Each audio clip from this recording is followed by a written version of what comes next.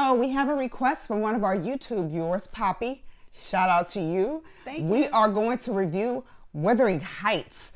And when we first got the request, I'm like, oh, that's going to be a love story. I don't know. You know how I'm about love stories. I don't want to sit here and watch a love story, but I was wrong.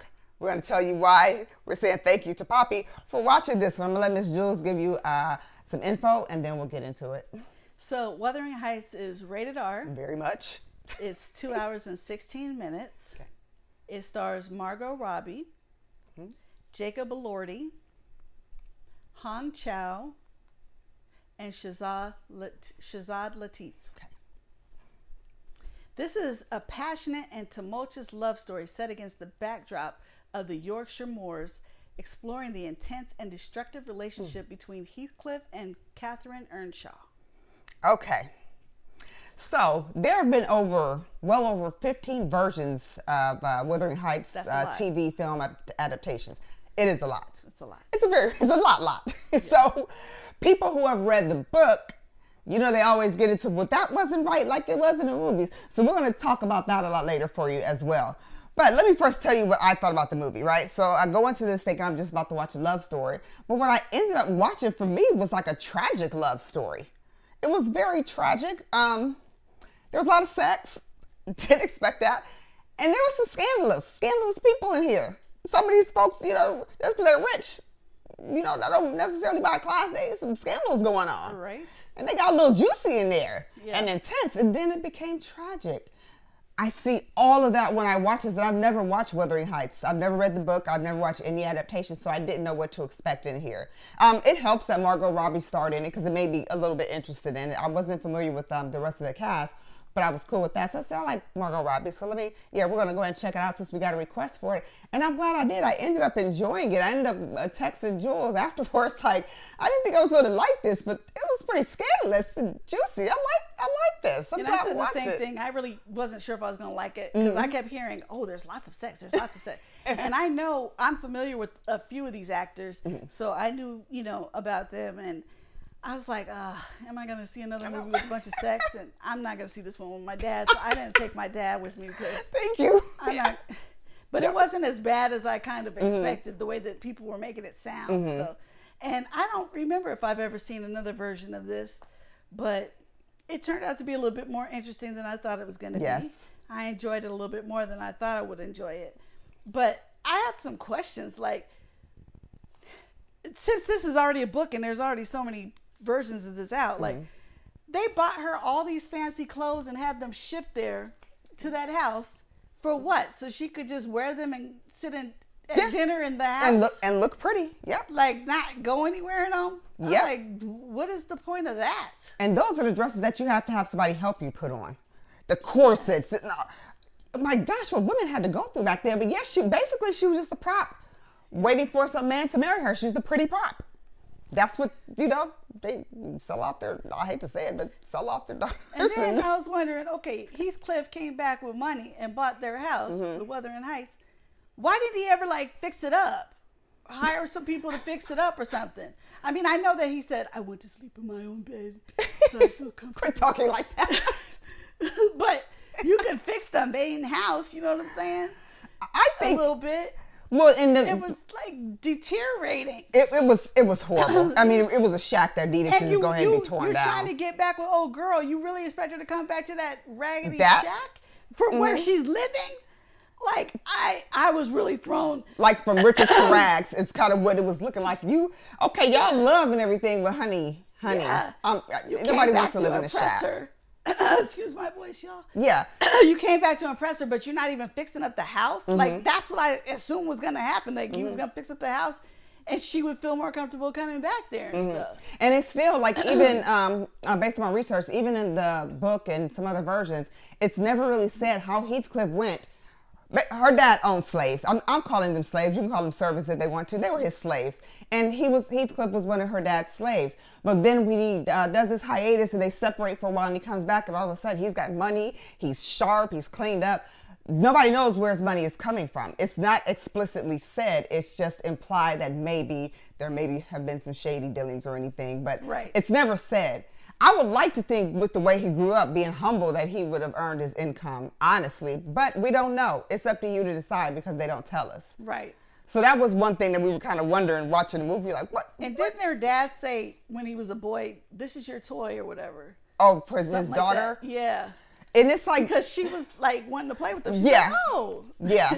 And he was awful to them kids. I mean, he wasn't a good father, and the kid was a slave. He wasn't the only one, basically. And I don't understand how her dad even could afford that, because he Well, in the beginning, gambled their money he was away. just working, and he was working for it, and then he ended up later on Just going downhill with his Yeah. gambling and stuff, Yeah. and losing all the money. Yeah. But I think he knew, she's a pretty prop. She's going to have to, marry some handsome man and not be taken care of.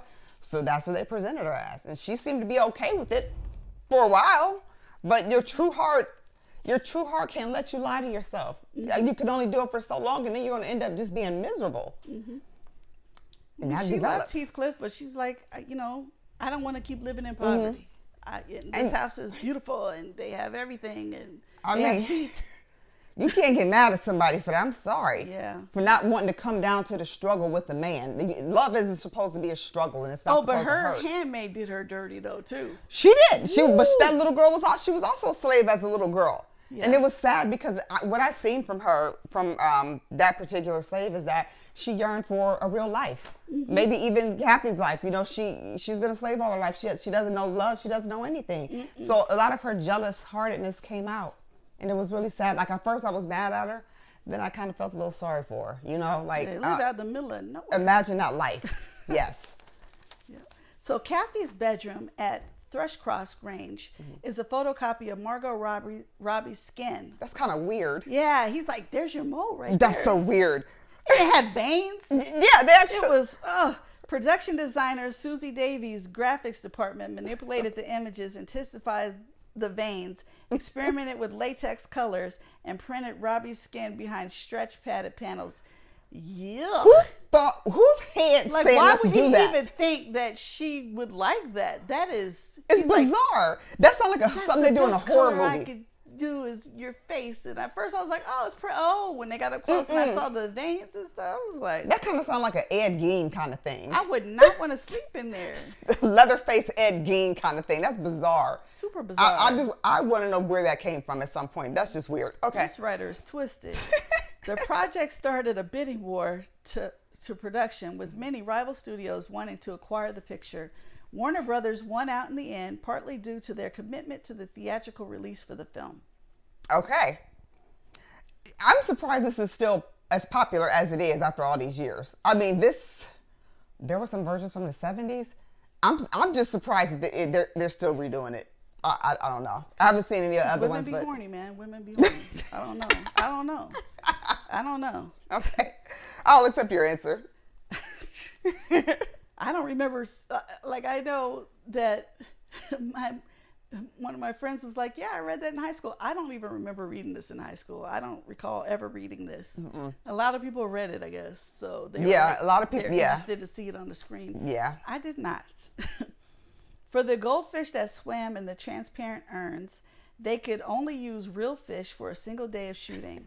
They had their own call sheets, required specific water temperatures, and then were placed with mechanical doubles. So even the fish get union treatment on set. And that's fine, because you don't want to see them just tossing the fish and they're dying. I mean, it's ethical. It's the ethical treatment of animals, so I understand. But if you guys ever want to use my fish, which I don't own yet, I will buy some fish. Yes. And you can pay me to use my fish. And you can take that fish on a red carpet and then give him a name, and he can star in other movies, just like they did with the dogs and cats. That's hilarious. I appreciate that. That was cute. It was.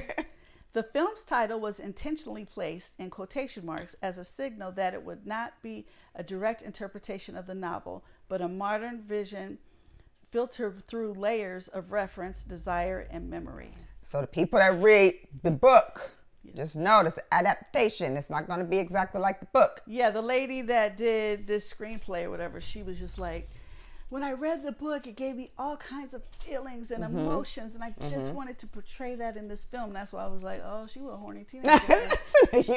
What? Because they kept talking about the sex scenes. I was like, oh my god. And it weren't and that bad. The way she talked about it too, I was like, Okay. Yeah, And they then weren't. When I saw it, I was... They weren't excessive. They were there, but they weren't excessively just popped in your face just for. There were reasons for it. So tell us, like, in the book, are the walls made to look like her skin? All right. That's weird. When the cast was announced, many were disappointed with Jacob Elordi's casting, claiming that Heathcliff was not white in the novel. I didn't know that.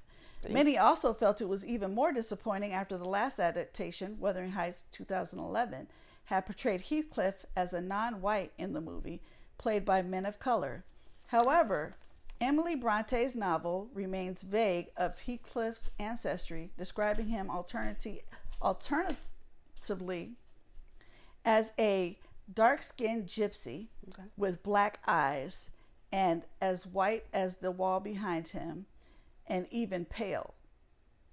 Dark-skinned gypsy? Yeah, Guys? yeah, White? that. Okay, I'm confused. I just So leave then it. Jacob Elordi was fine. I feel like he's like in between there. Some characters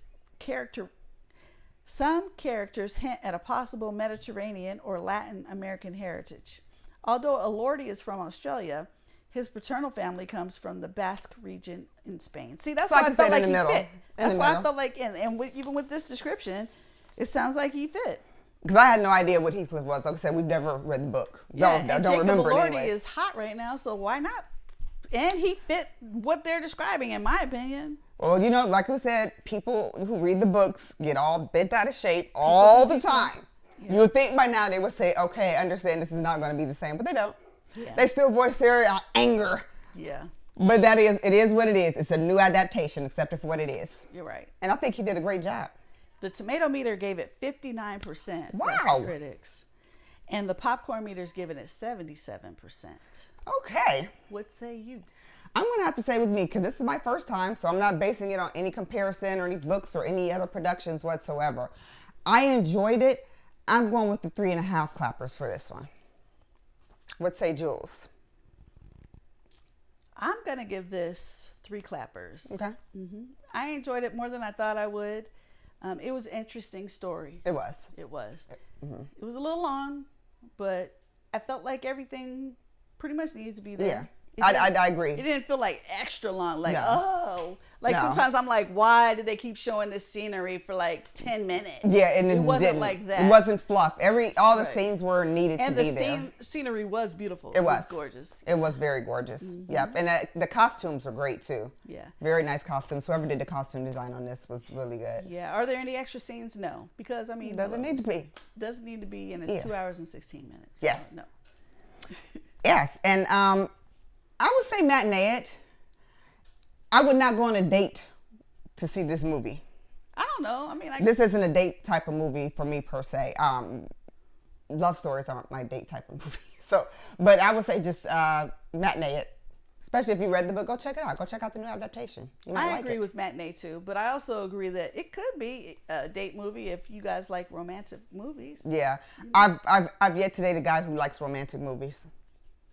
Or maybe he feels like it'll get my girl in the mood. Yeah, and no. then when we get home. That's what but that's not, movies don't do that to me. Sometimes people be getting frisky in that movie theater. I'm just saying. Just go sit way in the back, but you probably gonna get caught because, the ushers are in and out. But we're not advocating or telling anybody to do that. We're just saying that we know that people get, Yeah, I was not advocating. No. Right. I don't know how well they wipe down those. Oh, gross. That is getting gross. We're going to go ahead and close this one out. Oh, beautiful Wuthering Heights. You have me and Jules' recommendation. I would say just go check it out in the theaters. It was, like I said, I liked it more than I thought we thought we would. So check it out in theaters. You can also find Jules and I on Cash App. Any donations are appreciated. We pay for all of our own things. So if you want to maybe sponsor us, if you have a legitimate company, just hit our inbox. You can also find us on Facebook, YouTube, and Instagram. Be sure to like, follow, subscribe, chat with us. Let us know what you want to see. We take requests. All right. Thank you for tuning in, and we'll see you back soon. Bye-bye. Bye-bye.